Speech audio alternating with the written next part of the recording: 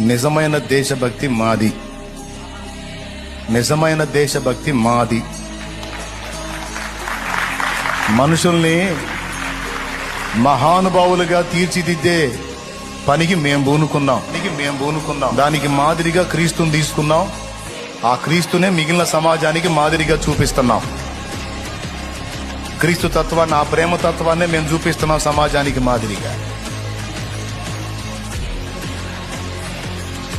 సువార్త ప్రకటిస్తే భయంకరంగా తిట్టడం, ఫోన్లు చేసి అంకచండాలంగా మాట్లాడటం, నీచమైన ప్రవృత్తికి దిగజారటం, హక్కుల ఉల్లంఘన చేయటం, దాడి చేయటం, కొట్టడం, తిట్టడం, చంపటం, ఇది నీ మతం నీకు నేర్పిన సంస్కారం. సహించు, భరించు, శత్రువును కూడా ప్రేమించు, క్షమించు, వాని కోసం ప్రార్థించు అన్నది యేసయ్య నేర్పిన మాదిరి.